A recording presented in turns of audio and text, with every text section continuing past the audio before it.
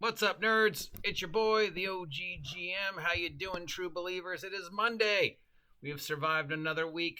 It is the 7th day of November 2022. I'm trying to get the camera to work, but of course, we have already established it doesn't. It's about 8 o'clock in the morning. It's daylight savings, so hopefully you remember to spring forward, fall back. It is cloudy and gloomy here at Site B, and I love it. As you know from yesterday, there was a death in my family. My sister's domestic partner / wife passed away on Saturday, so that is affecting everybody and affecting me and affecting the quality of my products. So if I seem a little off today, that's why. Anyways, it is Monday, which means it's time to take a look at all the tabletop role-playing game news. Has anything changed in the world since the last time we spoke? Number one story, of course, is the Dungeons & Dragons movie Honor Amongst Thieves has been pushed back. Its release date has been postponed. It was scheduled to come out at the beginning of March. It is now scheduled to come out at the very last day of March / April 1st. I don't know. Somebody predicted they would push it back. I don't know who that was. Oh, yeah, it was me. Why would they do this? Well, some people had said it had to do with the whole Hasbro money thing. And, of course, anybody who knows how the studio industry works is like, the studio and the motion picture decide when films see release once they're in the can. The producer, very little control after it's in the can. So Hasbro, however much or however little they invested and had to do hands-on with Honor Amongst Thieves, it's once it's in the can, you have very little say. It moves on to the next point of who decides and when does it decides and what theaters get it and don't get it. So why push it back from the beginning of March to the end of the March? You would think having a film come out on April Fool's is like just a disaster because everybody's going to go in already thinking, it's April Fool's, let's prank this movie. Or it's April Fool's, this movie's going to be a prank. So why would they move it from the beginning of March to the end of March? I mean, March is a weird time to have movies out anyways that aren't, major blockbusters. You have major blockbusters out during Christmas or during summer. March kind of just spring is sort of just the middle of the year. Nothing really major happens in March. There's no real major holidays. It's a month. But it might be that there's another major studio that has something coming out in March that they don't want to compete with. That would probably be the number one reason. You're looking at the numbers, you're looking at the boards, you're looking at the stuff that, unless you're in the industry, you don't really understand how it works. Having worked in the industry for 16 years, I guess if there's one thing I can speak of with some level of competence when it comes to this, it's how the industry works. I grew up in Hollywood. I have relatives who work in the industry. I have friends who work in the industry. I worked in the industry for 16 years. I grew up in the industry. So, chances are it has to do with competition and studio slots. What is the best weekend to get seats in the studios, into the theaters? What is the best weekend to not compete with another major blockbuster franchise like, say, the MCU? Which is like really the only blockbuster franchise left, really, that's still putting out films, right? We don't have a James Bond film scheduled. We don't have another Harry Potter film scheduled. We don't know when or if there will be a Star Wars film. And I don't really think there's any desire to have a Star Wars film. So, yeah, there's no Pirates of the Caribbean scheduled. So really the only major competition for the film companies right now is the MCU, which is kind of a good thing because maybe we'll see some more independently minded films and stuff like that, as all the franchise seem to have sort of come to at least a temporary end. That would be the thinking. Can we get people back in theaters? What is the best weekend to get them back in the theaters and get our movie the most attention so we're not competing with another major blockbuster that weekend? What's coming out at the beginning of March? Probably an MCU film. We don't want to compete with that, so let's move it to April. Why have it on April 1st? I don't know. That's a horrible day to have a movie on. But yeah, I guess that's they've moved it. Now I'm gonna call it now, and let's see if I'm wrong. But I was right the first time. They're gonna push it back again. Why, to probably the summer of 2023. Why? Because that's just there's no reason to have a major blockbuster out on that month.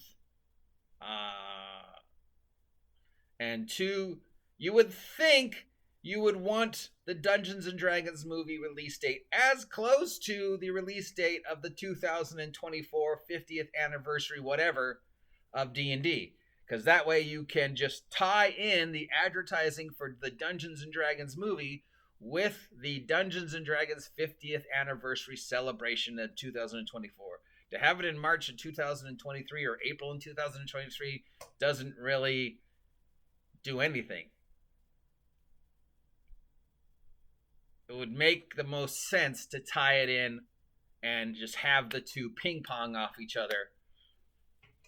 Especially with those toy tie-ins and the Happy Meal tie-ins and whatever else they're going to do. Yeah. So that's the number one story. What else is going on in the world of tabletop role-playing games that actually matters? EM Publishing has a campaign setting, finally, for the Level Up Advanced 5th Edition. We have talked nonstop about Level Up 5th Edition and how it was hopingly going to be the Pathfinder to 5e. The campaign world is called Ilser.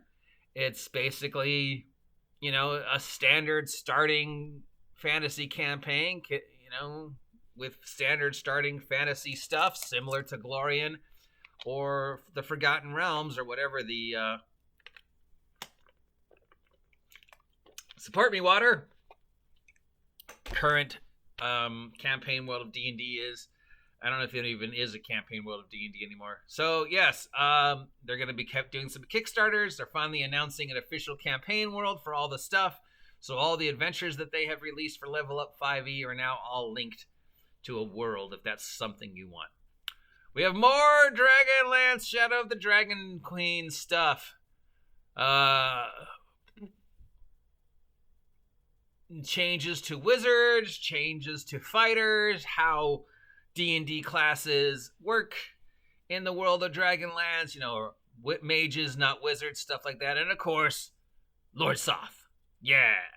More information on our boy, the very first Death Knight, the original anti-paladin, Lord Soth, the only character from Dragonlance I kind of liked.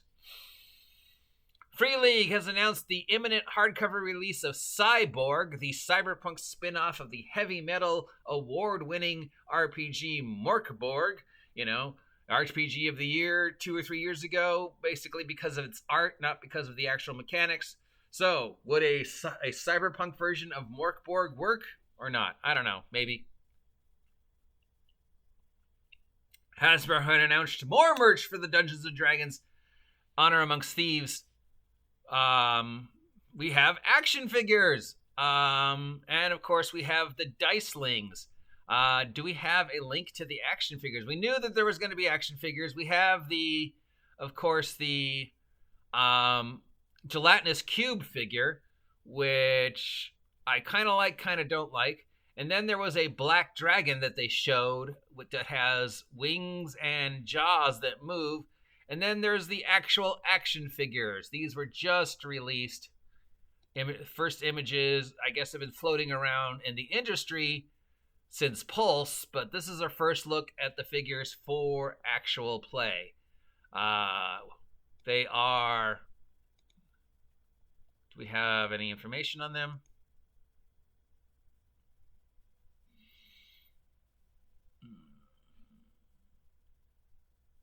It comes with accessories, standard action figure size.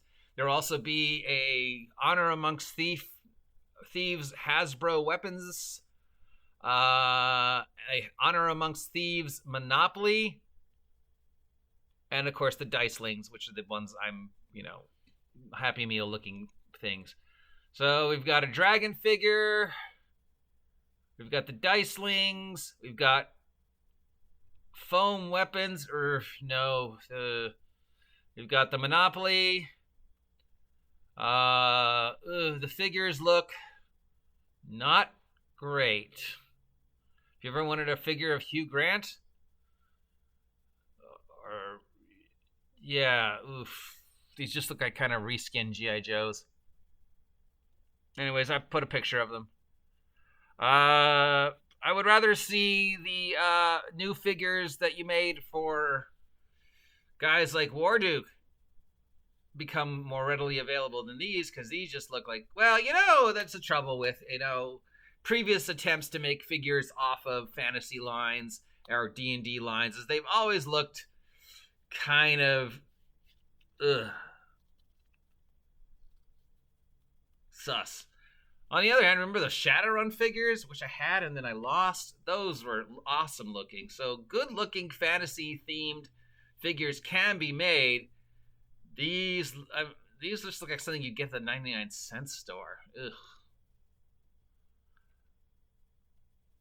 Steve Jackson Gaming is wrapping up for FnordCon 6 virtual next week. It's an online convention celebrating all Steve Jackson games, GURPS, Illuminati, Car Wars, Munchkin, all that fun stuff. It is November 11th and 12th.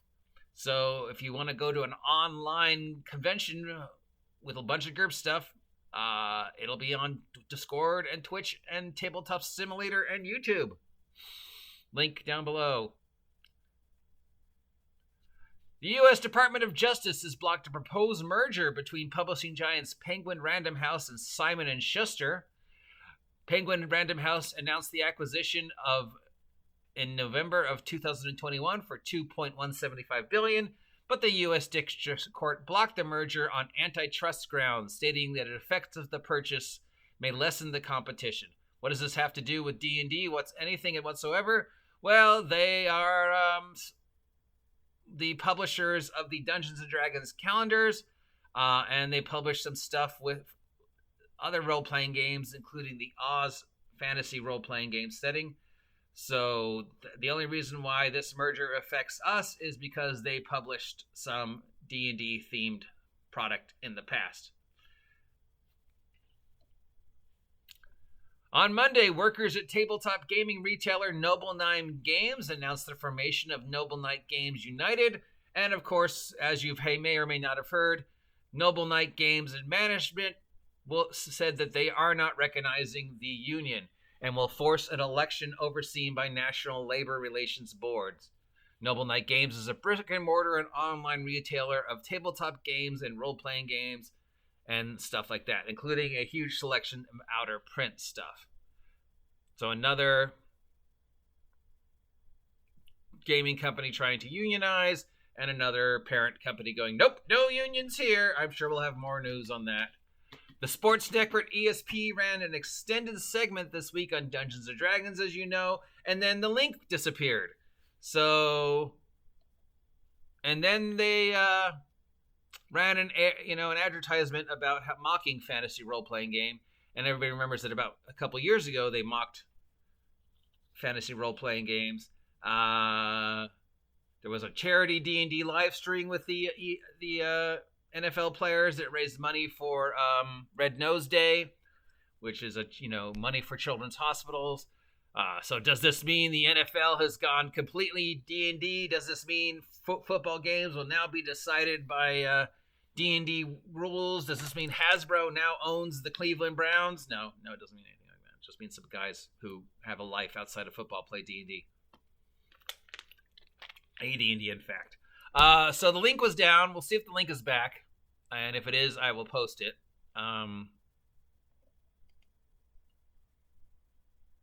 Looks like it's right there just on Twitter at the moment. So if you want to see the Cleveland Browns link thing, I will post a link down below. That seems to be it. We have some news on the design and sales of Spelljammer 2.0, which, of course, is stuck in this endless loop of problematic content because of the Space Monkeys. So those people who have the original edition before it magically vanished with the Space Monkeys in it, your copy might be worth more than the new versions. Lots of people are complaining they haven't received the new revised version yet without the Space Monkeys in it. We've got, the digital physical thing coming out for Dragonlance. We've got the new Into the Odd has hit the market and is getting good reviews. We have the world of Level Up 5e now officially having a world. I don't know if anybody cared. I think there was a lot of expectation that Level Up 5e would be the Pathfinder to 5th edition, but other than receiving tons and tons and tons and tons of press from EN Publishing, I mean, like a week does not go by where I do not mention Level Up 5e.